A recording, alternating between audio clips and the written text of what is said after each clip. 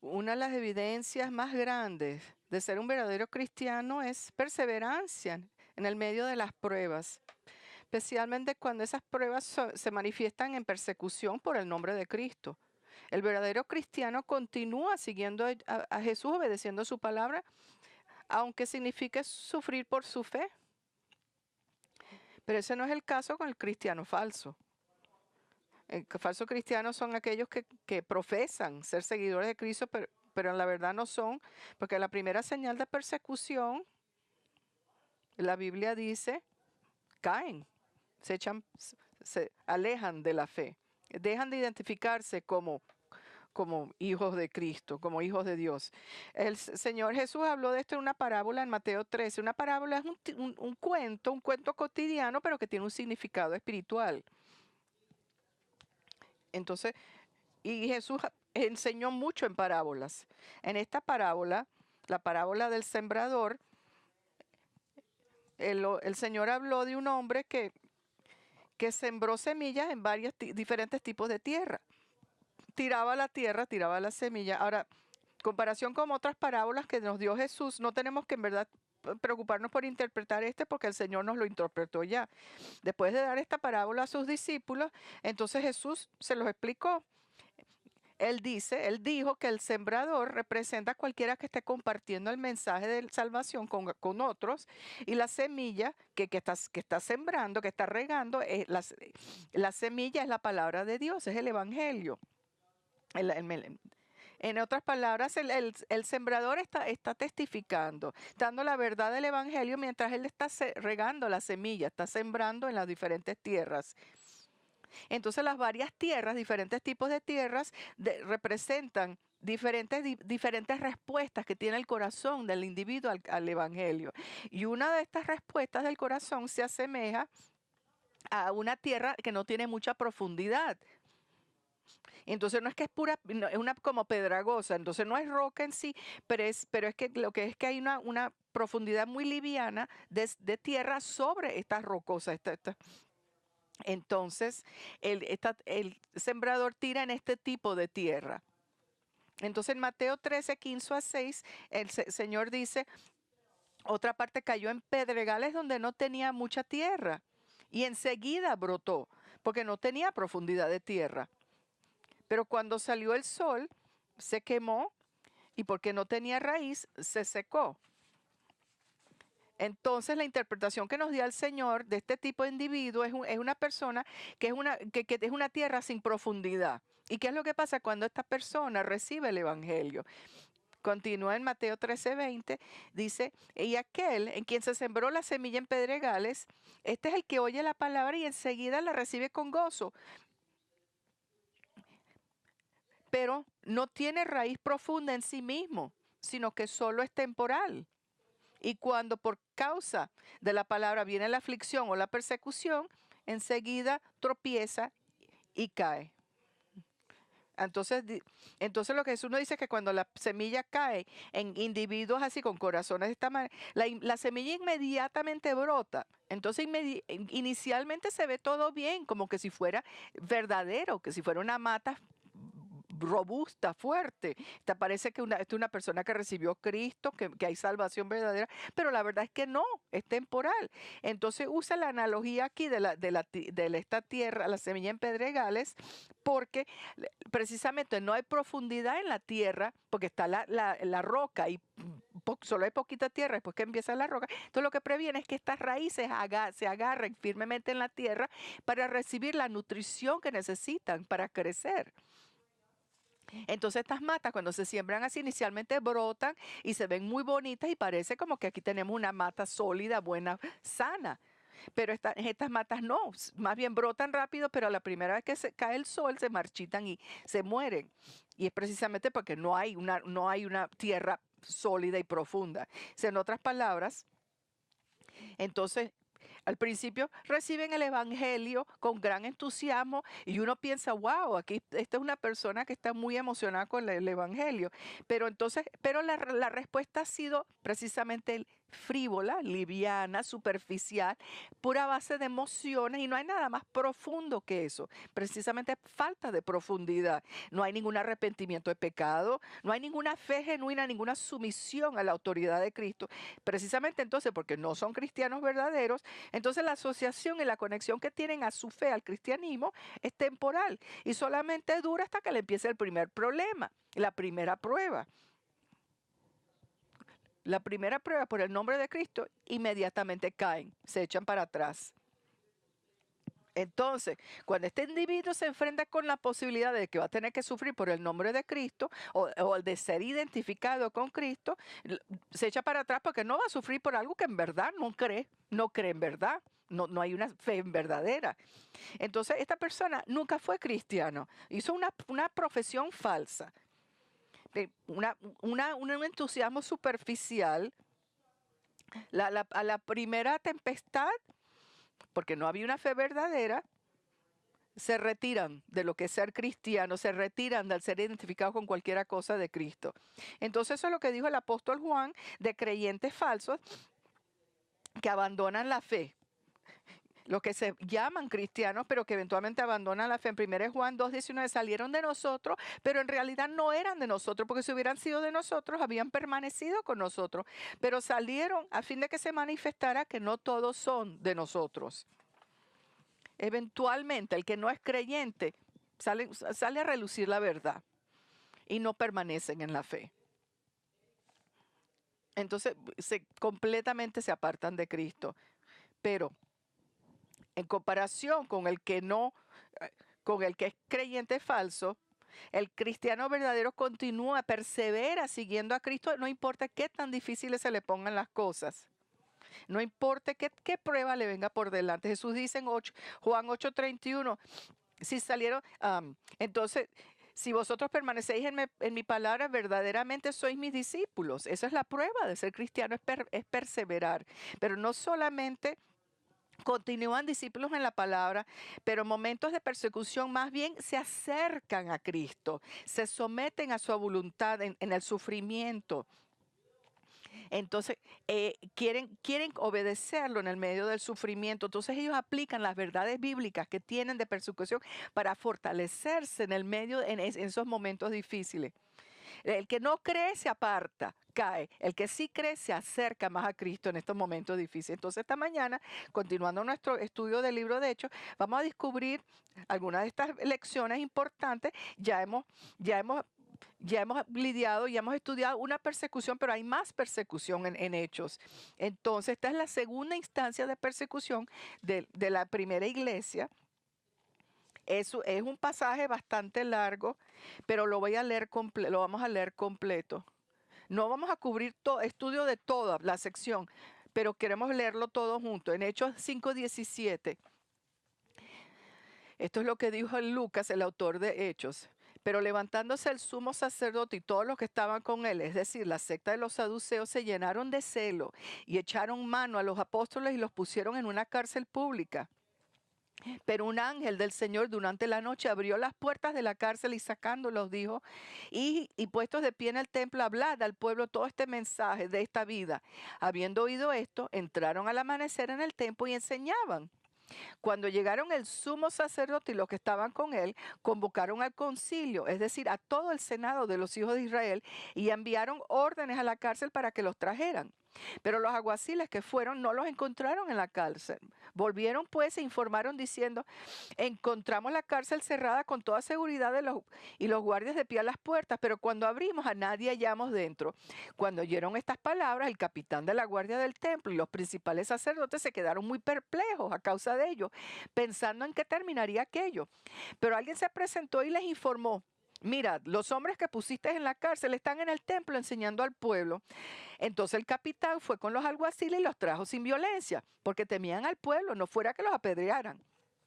Cuando los trajeron, los pusieron ante el concilio y el sumo sacerdote los interrogó diciendo, os dimos órdenes estrictas de no continuar enseñando en este nombre y he aquí, habéis llenado a Jerusalén con vuestras enseñanzas y queréis traer sobre nosotros la sangre de este hombre. Mas respondiendo Pedro y los apóstoles dijeron, debemos obedecer a Dios antes que a los hombres. El Dios de nuestros padres resucitó a Jesús, a quien vosotros habéis matado colgándolo en una cruz. A este Dios exaltó a su diestra como príncipe y salvador para dar arrepentimiento a Israel y perdón de pecados. Y nosotros somos testigos de esta cosa y también el Espíritu Santo, el cual Dios ha dado a los que lo obedecen. Cuando ellos oyeron esto, se sintieron profundamente ofendidos y querían matarlos. Pero cierto fariseo llamado Gamaliel, maestro de la ley, respetado por todo el pueblo, se levantó en el concilio y ordenó que sacaran fuera a los hombres por un momento y les dijo, varones de Israel, tened cuidado de lo que vais a hacer con estos hombres, porque hace algún tiempo Teudas se levantó pretendiendo ser alguien, y un grupo como de 400 hombres se unió a él y fue muerto, y todos los que lo seguían fueron dispersos y reducidos a nada. Después de él se levantó Judas de Galilea en los días del censo y llevó mucha gente tras sí. Él también pereció y todos los que lo seguían se dispersaron. Por tanto, en este caso os digo, no tengáis nada que ver con estos hombres y dejadlos en paz, porque si este plan o acción es de los hombres, perecerá. Pero si es de Dios, no podréis destruirlo, no sea que os halléis luchando contra Dios. Ellos aceptaron su consejo y después de llamar a los apóstoles los azotaron y les ordenaron que no hablaran en el nombre de Jesús y los soltaron. Ellos pues salieron de la presencia del concilio regocijándose que hubieran sido tenidos por dignos de padecer afrenta por su nombre. Y todos los días en el templo y de casa en casa no cesaban de enseñar y predicar a Jesús como el Cristo. Ahora, como podemos ver, estos versículos nos dan la segunda instancia de la segunda ronda de persecución en la primera iglesia. El primer incidente involucraba nada más a Pedro y a Juan, y es en respuesta a la sanación del hombre cojo. Pero esta segunda ronda ahora incluye a todos los apóstoles. Pero también tiene que ver con las sanaciones, todas las sanaciones milagrosas que estaban haciendo. Como vimos en el versículo 16. También la gente de las ciudades en los alrededores de Jerusalén acudía trayendo enfermos y atormentados por espíritus inmundos y todos eran sanados. Ahora, entonces se podrán acordar de nuestro estudio la semana pasada. Lucas nos dice cómo la iglesia de Jerusalén confrontó el pecado de Ananías y Zafira. Y después de eso, cómo inmediatamente Dios bendijo a la iglesia por haber confrontado tan directamente al pecado de estos dos. Y nos revela tres maneras muy específicas cómo la iglesia benefició, cómo el Señor bendijo a la iglesia. Y todo relatándose con la regada del evangelio. Primero nos dice cómo Dios manifestó su presencia dando todos estos señales y prodigios. Que todos estos milagros de sanación, que lo que vemos en el versículo 12, por manos de los apóstoles se realizaban muchas señales y prodigios entre el pueblo y estaban todos unánimes en el pórtico de Salomón. Entonces el hecho que todas estas señales, todos estos milagros se estaban haciendo en el área abierta, en el templo, en el terreno del templo, lo que es el pórtico de Salomón se le decía, y aquí se le podía ver mucha gente que no creía. Esto nos comunica que los milagros eran para comunicarle a todos los incrédulos que el mensaje de los apóstoles era verdadero, que era verdad, era para confirmar la verdad de su mensaje. Entonces que eran mensajeros verdaderos de Dios. Entonces, en vez de que de confrontar al pecado en la iglesia se convirtiera en algo negativo, Dios se lo hizo muy claro que él aprobaba de la confrontación del pecado a esta pareja. Y comprobó esta aprobación con todas estas señales, estos proyectos milagros que les dio para ellos poder testificar sobre la verdad del evangelio, del mensaje del evangelio. Segundo, la iglesia se benefició cuando confrontó el pecado porque este acto, esta disciplina tan fuerte, restringió a los que eran meramente curiosos, pero no comprometidos. Entonces, restringió de que esta gente se estuviera metiendo en la iglesia. Entonces, lo que él hizo es que los frenaba. al que en verdad no profesaba fe no se iba a meter en un problema innecesariamente. Cuando vio lo que les pasó a estos dos que los mataron. Entonces, los que eran solamente curioseando sobre este mensaje del evangelio, no se iban a meter en la iglesia porque que el compromiso no era verdadero. Vemos en el versículo 13, pero ninguno de los demás se atrevía a juntarse con ellos. Sin embargo, el pueblo los tenía en gran estima. Entonces, aunque sean muchos los incrédulos, los tenían, como dice que en gran estima, pero tenían miedo de meterse a lo que era este movimiento de cristianismo, a menos que el Señor fuera a lidiar con ellos como hizo con Ananías y Zafira, que los murieron en el acto. Mire, una iglesia que enfrenta y confronta el pecado, tiene la tendencia de apartar a aquellos que no tienen seriedad sobre el pecado. Entonces, en vez de debilitar a la iglesia, lo que hace es fortalecer a la iglesia, porque lo que hace es que se reduce, minimiza la gente que no están comprometida de meterse en la iglesia, de hacerse miembros de una iglesia. Pero el tercer beneficio de una iglesia que confronta el pecado, que mientras restringe al que no está comprometido de que se muestre en la iglesia, atrae a los que sí tienen seriedad sobre su fe, los que sí están seriamente comprometidos a Cristo. En el versículo 14, y más creyentes en el Señor, multitud de hombres y de mujeres se añadían constantemente al número de ellos. Y estos venían, oían el mensaje del evangelio y estos sí serios, comprometidos a la fe, y estos empezaron a traer a sus seres queridos para sanaciones. Y esto sí es verdad, yo quiero ser parte del cristianismo, yo quiero ser seguidor de Cristo, porque esto es verdad. Quiero identificarme con la iglesia de Jesucristo. Y precisamente ellos, por esta misma seriedad y esta fe que tenían nueva, empezaron a traer a sus seres queridos, como ya mencioné. Y entonces creían no solamente el mensaje evangelio, sino el poder de Dios para sanar a quien Él quisiera. Vemos en el 15, a tal punto que aún sacaban a los enfermos a las calles y los tendían en lecho y camilla para que al pasar Pedro siquiera su sombra cayera sobre alguno de ellos. Así era la fe tan grande que tenían. Entonces, cuando la palabra se regó de estas sanaciones y se regó más allá de los límites de Jerusalén, entonces toda la gente de las regiones alrededor empezaron a traer a sus seres queridos a los apóstoles para que fueran sanados. Otra vez en el 16 leemos, también la gente de la ciudad en los alrededores de Jerusalén acudía trayendo enfermos y atormentados por espíritus inmundos y todos eran sanados. Eso no solamente lo que eran los suburbios de Jerusalén también venían para sanación. Entonces aquí es donde terminamos la semana pasada.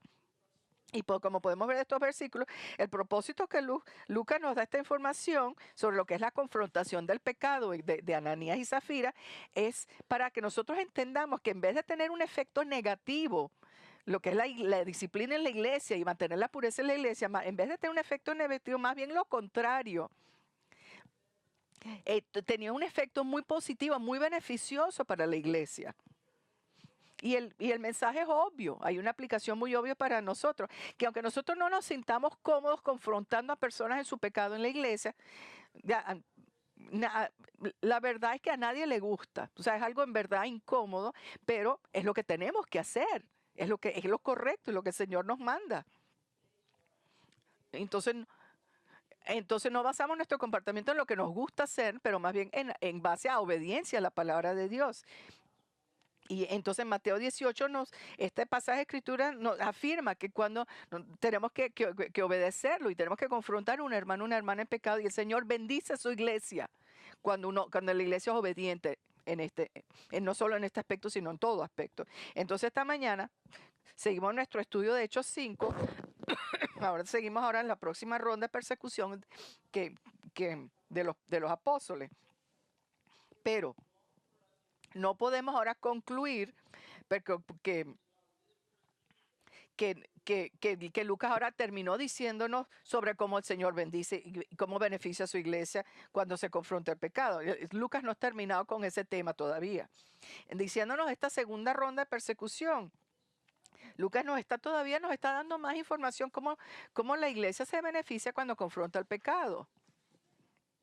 Entonces lo que quiere es que sepamos y que entendamos que cuando una iglesia es seria sobre lo que es mantener la pureza de la iglesia, va a tener oposición de Satanás va a tener hostilidad y va a tener resistencia a Cristo su evangelio. Eso es lo que le viene a la iglesia cuando seriamente confronta el pecado. Pero aun cuando la iglesia tiene que confrontar la persecución, hay beneficios que le vienen. Y esas son las lecciones tan importantes espirituales que creyentes en Cristo tienen que aprender cuando están atravesando persecución, cuando están pasando por eso. Entonces estas son lecciones que nos van a dar fuerza, nos van a dar ánimo, nos van a sostener en momentos de persecución. Entonces eso es lo que Lucas quiere que aprendamos de estos versículos. Entonces además de que Dios manifiesta su poder en señales que restringe al que no es salvado de hacerse miembro de la iglesia y trae al creyente verdadero a la iglesia, Lucas nos da otra, que dice que persecución es otro beneficio que le viene a la iglesia que lidia con el pecado. La persecución es, entonces empezando con el versículo 17, no solamente en el versículo está explicando la oposición que enfrentaron los apóstoles en las manos de estos líderes religiosos, pero lo hacen de una manera que nos va a dar todas estas lecciones, todas las lecciones que vienen con la persecución. Entonces, como dije, estas lecciones son para que nosotros aprendamos que cuando nosotros nos enfrentemos a la persecución, nosotros podemos contar con estas verdades para ayudarnos en esos momentos. Entonces Pablo le dijo a Timoteo, todos los que quieren vivir piadosamente en Cristo Jesús serán perseguidos. En algún momento de nuestras vidas vamos a sufrir persecución. Entonces, las lecciones que el Señor le enseñó a los apóstoles están aquí, están anotados, documentados en su palabra para que nosotros podamos aprender estas lecciones y prepararnos para esos momentos también de persecución. Entonces, en ver el cuarto beneficio que le viene a la iglesia que confronta el pecado y las lecciones que vienen con eso, entonces hay varias lecciones que vienen de este cuarto beneficio. La primera lección es, la persecución es impulsada, es por los deseos del hombre, los deseos pecaminosos del hombre. Entonces los deseos del hombre son los que motivan la persecución. Entonces, Lucas terminó la última sección diciendo cómo Dios estaba usando los apóstoles, multitudes respondiendo a la prédica del evangelio, muchas sanaciones, y no solamente en Jerusalén, pero todos los vecindarios, todos los suburbios, trayendo a sus seres queridos para sanación.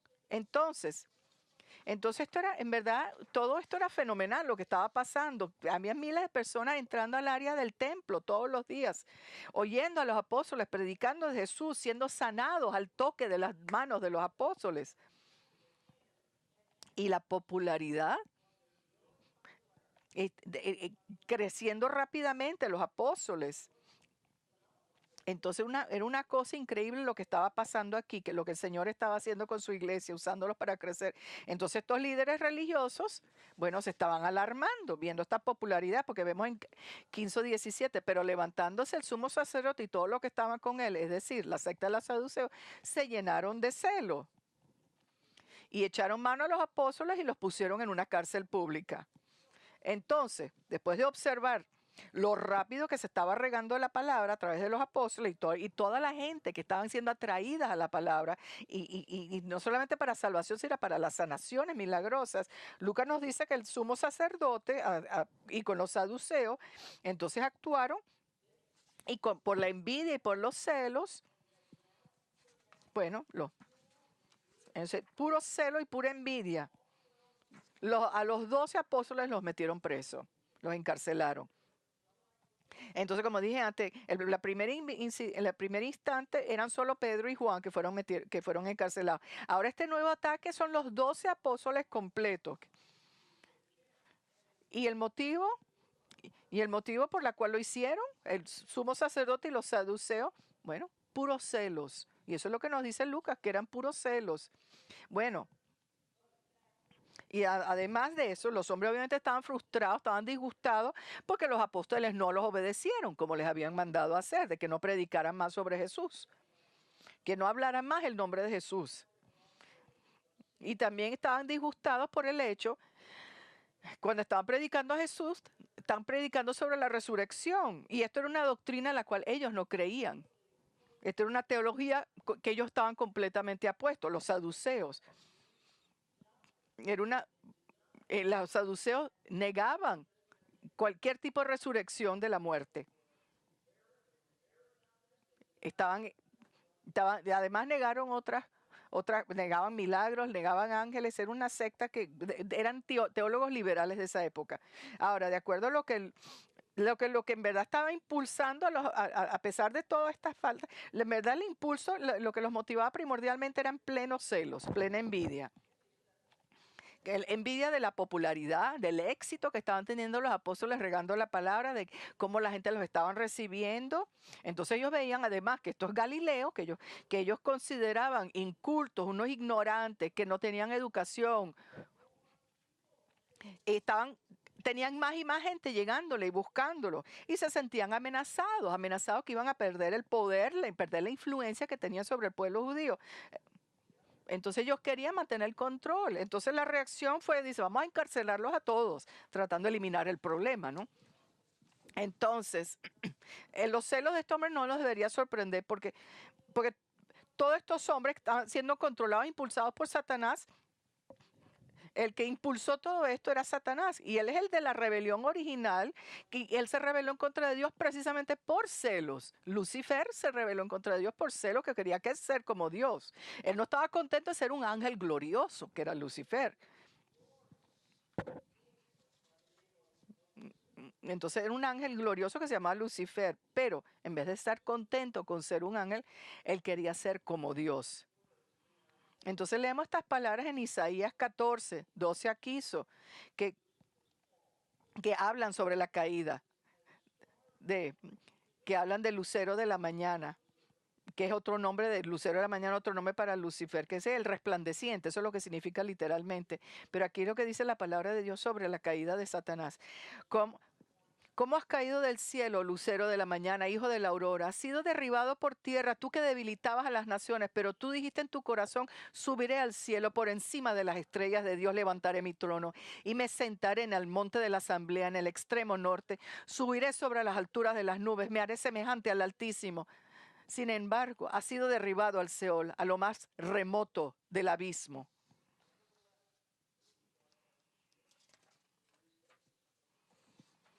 Mira, la caída del diablo vino como resultado de su arrogancia, de su orgullo, que lo hacían celoso, que le daban celos de Dios y la soberanía de Dios sobre todas las cosas. Él no quería tener que compartir compartir nada con Dios. Él quería él ser el dueño y soberano sobre todo. Pero entonces este mismo deseo de orgullo, de ser honrado y exaltado, es lo que sigue impulsando a los hijos de Satanás.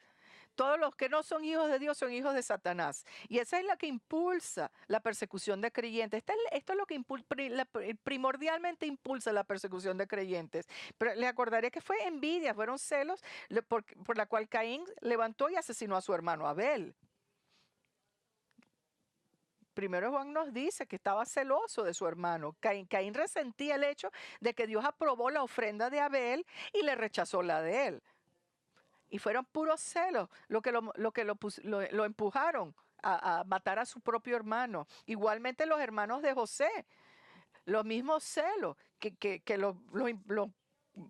lo hicieron, imagínate, vender a su propio hermano a la esclavitud. Y también fueron celos los que impulsaron al rey Saúl a tratar de matar al joven David, porque la gente estaba reconociendo que David era un guerrero más grande, un gran guerrero, más aún así que Saúl. Y eso le dieron celos a Saúl. Entonces es importante entender que cuando uno está siendo perseguido por su fe, esa hostilidad en contra de Cristo y su gente es motivada por los deseos del hombre. Entonces siempre hay un propósito oculto detrás de los motivos por la cual uno es atacado y el evangelio es atacado. Entonces en el caso de los apóstoles eran celos. Estos sacerdotes resentían el hecho que los apóstoles estaban recibiendo toda la atención. Ellos querían toda la atención de la gente, la devoción de la gente. Ellos querían que a ellos se les mirara con el respeto y la estima que ahora estaban recibiendo los apóstoles. Pero no solamente son celos el único vicio que motiva al que no crea perseguir al creyente. Muchas veces es el mismo mensaje que se está predicando que conduce al que es creyente de levantarse y atacar. Vamos a ver en 2 de Pedro 3, 3 a 4.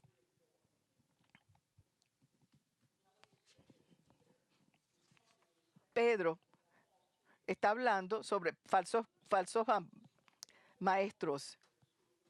Entonces está hablando de maestros que van a levantarse en los últimos días. Es en los últimos que se está refiriendo. Pero mírense aquí. Dice, ante todo, sabe de esto, que en los últimos días vendrán burladores, con su sarcasmo, siguiendo sus propias pasiones y diciendo, ¿dónde está la promesa de su venida? Porque desde que los padres durmieron, todo continúa tal como estaba desde el principio de la creación. Ahora fíjense, Pedro se está refiriendo no solamente al que no cree, pero se está refiriendo a burladores. Y lo que estaban burlando era la doctrina de la segunda venida de Cristo. Están burlándose de la doctrina de que Jesús va a regresar.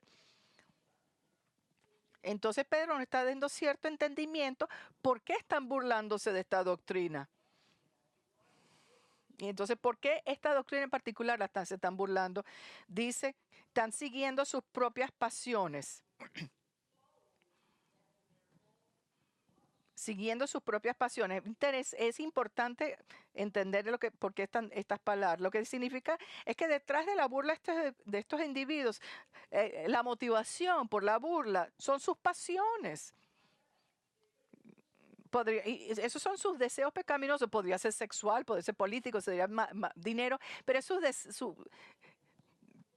Entonces esta gente lo que odian es las exigencias morales de la Biblia, porque ellos aman su pecado. Entonces eso lo que causa es que ellos burlen la regresada de Cristo, porque quieren vivir como les da la gana vivir. Vivir como que si Dios no existiera y no le tienen que rendir cuentas por su comportamiento. O sea, no quieren tener que rendirle cuentas a nadie.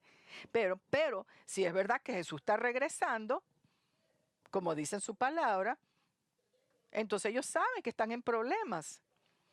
Porque saben que está regresando para juzgar el pecado, precisamente. La primera vez no vino para juzgar el pecado, vino a morir por el pecado. La segunda vez va a ser para juzgar el pecado. Y que eso significa que si es verdad, entonces ahora tienen que rendirle cuentas, van a ser enjuiciados por sus pecados. Y eso es una nota discordante en su deseo de vivir a través de sus pasiones. Entonces, en vez de aceptar y someterse a la verdad del regreso de Cristo, arrepintiendo sus pecados, más bien se burlan, como si burlándose pudieran convencerse de que no es verdad.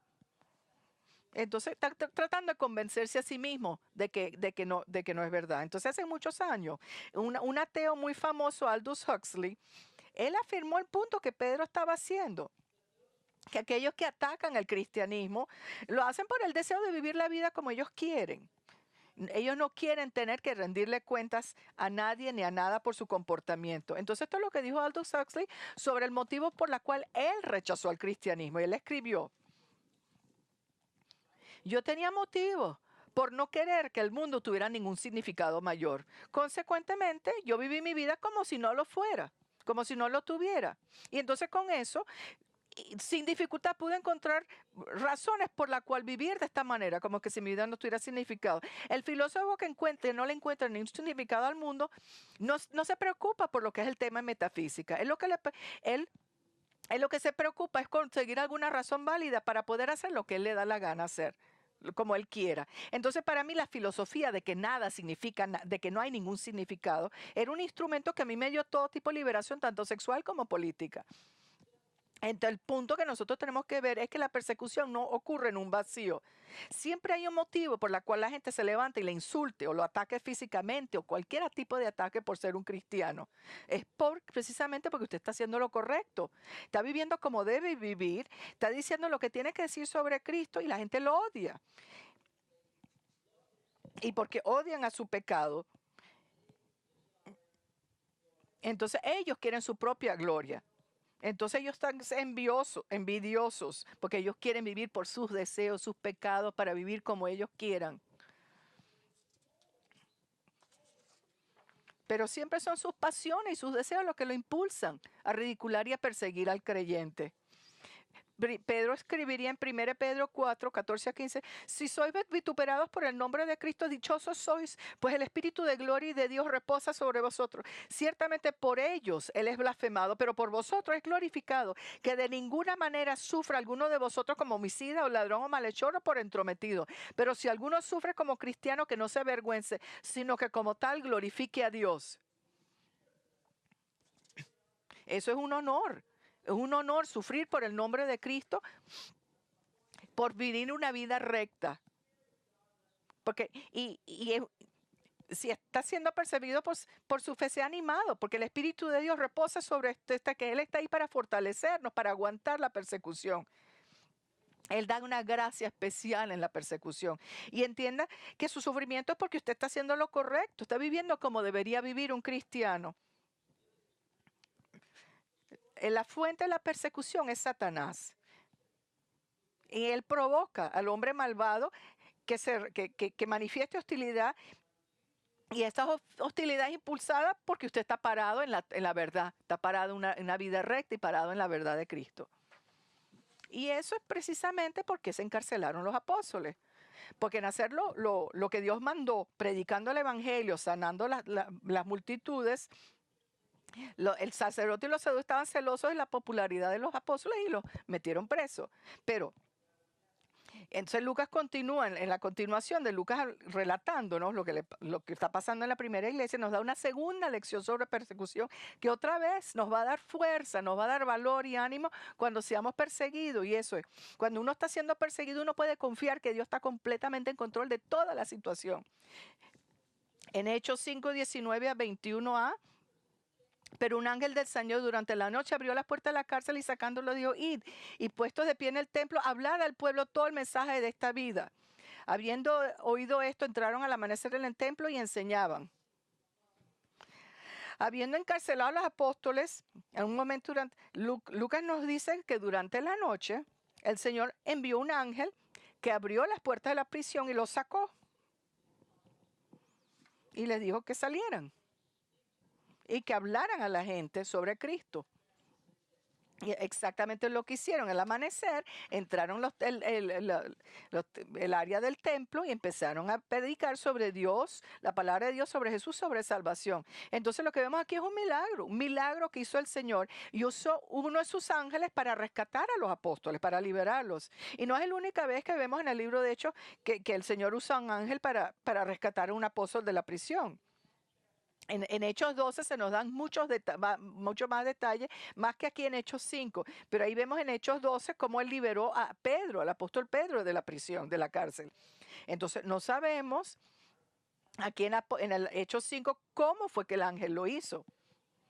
Y cómo los guardias no supieron. Lo único que sabemos es que abrió las puertas de la prisión y los sacó para afuera. Bueno, la posibilidad es que el Señor causó que todos los guardias se quedaran rendidos, dormidos y no los vieron saliendo, los apóstoles. O a lo mejor hasta el Señor hizo que los apóstoles fueran invisibles mientras caminaban afuera para que los guardias no los vieran escapando. No sabemos, no tenemos esos detalles. Pero no importa cómo haya ocurrido el milagro, el hecho es que fue un milagro y que un ángel fue el que hizo el milagro, estaba involucrado en este milagro, no lo hizo, sino el ángel fue usado para el milagro. Y no solamente es irónico, pero ahí está un poquito de humor divina, porque los saduceos, los hombres que encarcelaron precisamente a los apóstoles, no creían en la existencia de ángeles, así que es un poco en verdad irónico, ¿no? Y aún así fue un ángel que el Señor usó para rescatar a sus apóstoles. Igual como fueron, y como fueron mandados por el ángel, igual lo hicieron, fueron al templo al amanecer cuando la gente empezaron a llegar y empezaron a predicar el evangelio sin titubear, sin frenar ni por un minuto, con valor, arriesgando sus vidas para obedecer las órdenes de Dios. Pero, mientras tanto, en estos mismos momentos, aquí, entonces ahora vemos que el concilio se reunió y ahora viene la sorpresa para el concilio en Hechos 21. Cuando llegaron el sumo sacerdote y los que estaban con él, convocaron al concilio, es decir, a todo el senado de los hijos de Israel, y enviaron órdenes a la cárcel para que los trajeran. Pero los alguaciles que fueron no los encontraron en la cárcel. Volvieron pues e informaron diciendo, encontramos la cárcel cerrada con toda seguridad y los guardias de pie a las puertas, pero cuando abrimos a nadie hallamos dentro. Cuando oyeron estas palabras, el capitán de la guardia del templo y los principales sacerdotes se quedaron muy perplejos a causa de ello, pensando en qué terminaría aquello. Pero alguien se presentó y le dijo, mirad, los hombres que pusiste en la cárcel están en el tiempo enseñando al pueblo. Entonces el capitán fue con los alguaciles y los trajo sin violencia, porque temían el pueblo, no fuera que los apedrearan. Ahora, estos versículos en verdad son bastante fáciles de entender, pero brevemente vamos a decir lo que pasó. Cuando los alguaciles fueron a la prisión para buscar a los apóstoles, todo estaba trancado y los guardias estaban enfrente de las puertas trancadas, pero adentro no estaban los apóstoles. Entonces, cuando reportaron, el capitán de la guardia le reportó esto a los sacerdotes, a los saduceos, estaban perplejos, no sabían ni cómo explicarlo, qué es lo que iba a pasar. Pero mientras están aquí todos tratando de ver qué es lo que pasó aquí, alguien viene y les informa que los apóstoles están parados en el templo enseñándole a la gente. Imagínense, qué increíble. Entonces envían al capitán de la guardia para detenerlos otra vez, pero que no use ninguna fuerza, como dicen, sin violencia, porque precisamente sabían que ya los apóstoles están bastante populares y no quería que la gente le cayeran a pedradas si trataban de detenerlos con violencia. Vamos a frenar, vamos a ver qué es lo que está pasando aquí. Algunos se podrían preguntar por qué el Señor los liberó por unas horas nada más, para que tuvieran que regresar a la cárcel entonces unas poquitas horas después. ¿Qué fue el propósito en el rescate por unas horas de enseñanza del Evangelio? Y la respuesta es, esta liberación breve, hay una lección muy importante precisamente en la brevedad. Es que la lección es que él podría intervenir en cualquier momento para rescatar a sus hijos, a sus siervos de la persecución. Y podía usar cualquier medio fueran necesarios, hasta enviar un ángel, si es lo que tenía que hacer. En Hechos 16 usa un terremoto para rescatar, para liberar a Pablo y Silas de la prisión. Entonces el punto es que esta breve libertad era para que Dios lo usó para enseñar a los apóstoles que Él está completamente en control de todo lo que es su persecución. Él los podría rescatar cuando quisiera y usando cualquier método que Él quisiera. Ahora, en esta situación, aquí particularmente, el Señor quería que sus siervos supieran que sus ángeles están ahí para ministrarles. Están ahí con el propósito de ministrarles. Y eso es precisamente lo que el libro de Hebreos nos dice sobre los ángeles cuando se viene a nosotros, en relación a nosotros. En Hebreos 1:14, no son todos ellos espíritus ministradores enviados para servir por causa de los que heredarán la salvación. Entonces el Señor dice, los ángeles son espíritus ministradores que Él envía para servir a su gente. Miren, el Señor documentó esto en Hechos 5 sobre la liberación sobrenatural de sus apóstoles, no solamente para que fuera una lección para ellos, para estos hombres, pero también para nosotros. Es el Señor dándonos esa seguridad que podemos confiar en Él cuando estamos atravesando una horrible persecución, porque Él soberanamente está en control de todas las circunstancias y que si es su voluntad liberarlo, rescatarlo, lo va a hacer. Pero si no lo rescata, no lo libera y usted muere, no es porque no tiene el poder para hacerlo, pero es porque esa era su voluntad para usted en ese momento.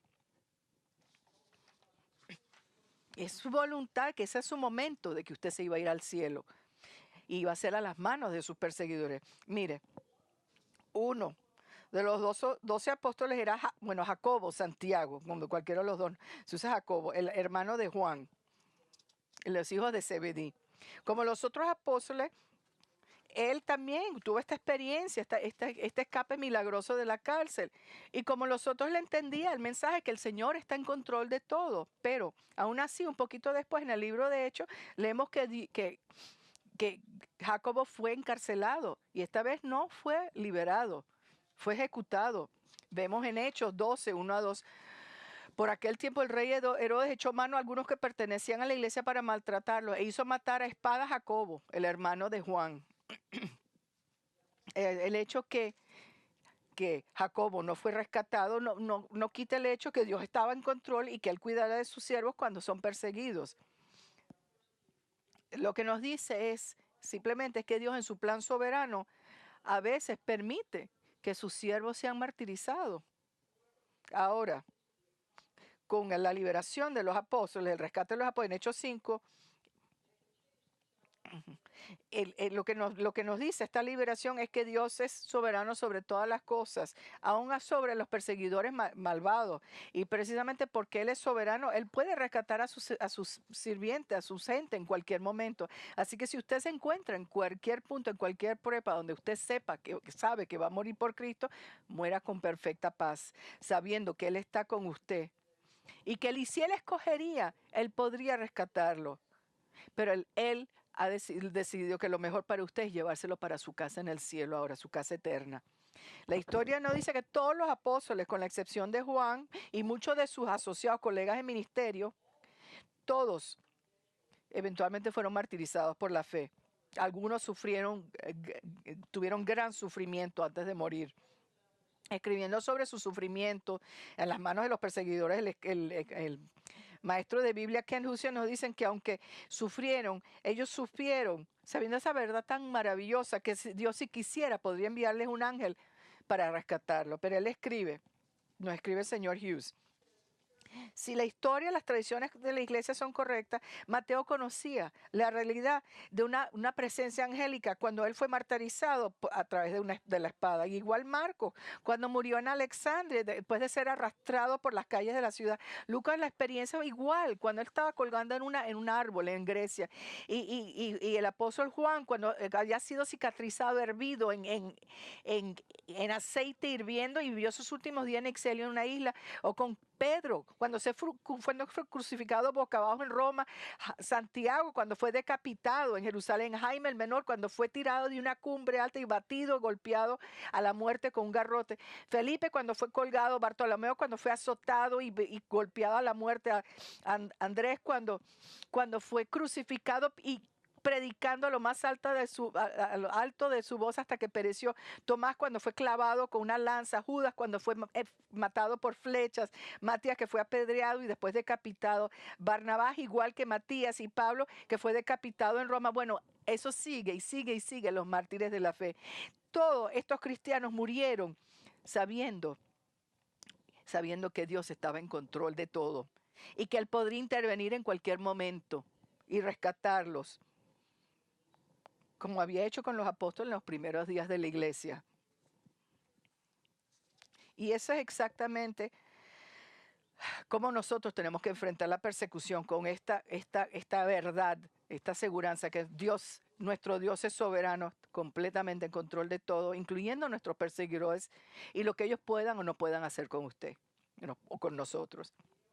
Y sabiendo, solamente el saberlo debería animarnos, no solamente animarnos, pero debería darnos valor y fuerza para seguir proclamando a Jesús, proclamando el Evangelio, no importa cuáles sean las consecuencias.